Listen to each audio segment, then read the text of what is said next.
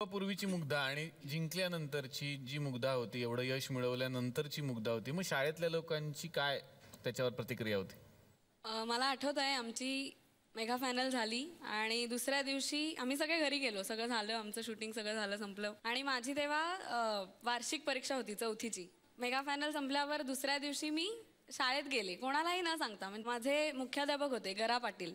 त्यांना खूप सरप्रायझिंग होतं हे की मी मेगा फायनल संपल्याच्या लगेच दुसऱ्या दिवशी शाळेत जाईन. कारण जनरली असं कोण लगेच शाळेत जात नाही असं त्यांना वाटायचं. बाकी काय नाही रे. त्यामुळे खूप म्हणजे ते मला म्हणाले की तू आज कशी आलीस, म्हणजे एवढं सगळं झालं, जरा वेळ आराम करायचा किंवा थोडा वेळ जरा घरी थांबायचं. तर मी म्हणाले त्यांना असं की हे नेहमीच आहे आणि आता हे संपलंय ना, मग आता आपला नेहमीचा अभ्यास, शाळेतलं रुटीन सगळं सुरू. तर त्यांनाही ते खूप सरप्रायझिंग होतं आणि मलाही आता कळत नाहीये की मी तेव्हा अशी कशी वागलेले, आपोआप वागले गेले त्यावेळी.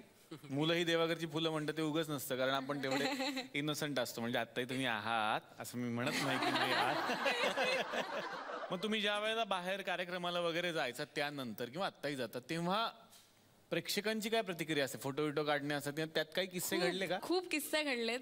एका कुठल्या तरी प्रोग्रामला असं झालं होतं की स्टेजवरनं ज्या पायऱ्यांवरनं आम्ही खाली उतरतो त्या लोकांनी त्या पायऱ्याच काढून घेतल्या. त्यामुळे आम्ही सगळे आणि म्युझिशियन दादा स्टेजवरच, खाली येताच आलं नाही कोणाला. अरे बापरे. म्हणजे असं म्हणतात ना, यशाची अपयशाची पायरी, अपयशाच्या पायऱ्याच नको तुमच्या आयुष्यात, तुम्ही काढून नका. आता तुम्ही यशाच्या शिखरावर राहा फक्त. याच्या मागे त्यांचा तो उद्देश पण असेल. मुग्धा, काय ऐकवणार आज आम्हाला? सारेगमपच्या वेळी राधाधर मधुमिलिंद जय जय नाट्यसंगीत मी गायले होते आणि तेव्हा हरिहरनजी आम्हाला गेस्ट जज म्हणून आलेले. तर अंतरा जो आहे त्याच्यात एक व्हरायटी अशी आहे ज्याला आपण क्रोमॅटिक नोट्स असं म्हणतो. तर त्या क्रोमॅटिक नोट्स त्यांना खूप आवडलेल्या तेव्हा, आणि तेच गाणं मी आज सगळ्या प्रेक्षकांसाठी गाते. क्या बात है, क्या बात.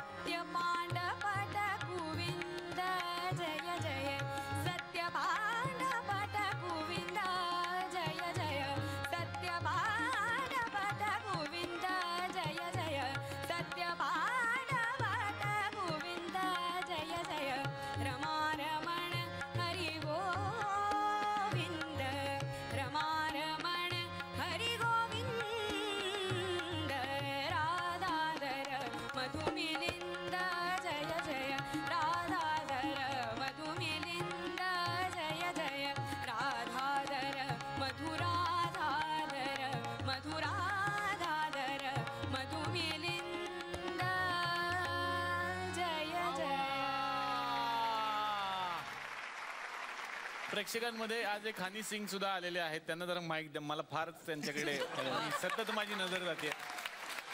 तर हे हनी सिंग, आज आमचा कार्यक्रम कुठे पोहोचला बघा की आज हनी सिंग सुद्धा या कार्यक्रमात आलेले आहेत. रेशन कार्ड धारक हनी सिंग, त्यांचं मनापासून स्वागत करतो. तुमचं नाव हनी सिंगच आहे की काय आहे, वेगळं आहे?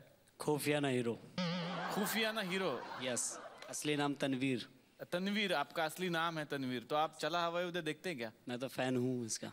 तो ये हनी सिंह का जो गेटअप किया है आपने, वो उसका कॉपी करने के लिए किया है या आपका स्टाइल है? ये डुप्लीकेट करता हूँ. अच्छा, यस. तो एल्बम भी किया हूँ और खुद के रैप ऑन द स्पॉट. आपका रैप सुना सकते हैं? यस. अरे सुनाओ ना फिर. अगर सर गाएंगे तो मैं रैप उस पर मार सकता हूँ ऑन द स्पॉट. मारो मत, गाओ आप, कुछ भी करो, मारा मारी मत करो, इधर छोटे बच्चे हैं. Yo man, here is Hनी Singh.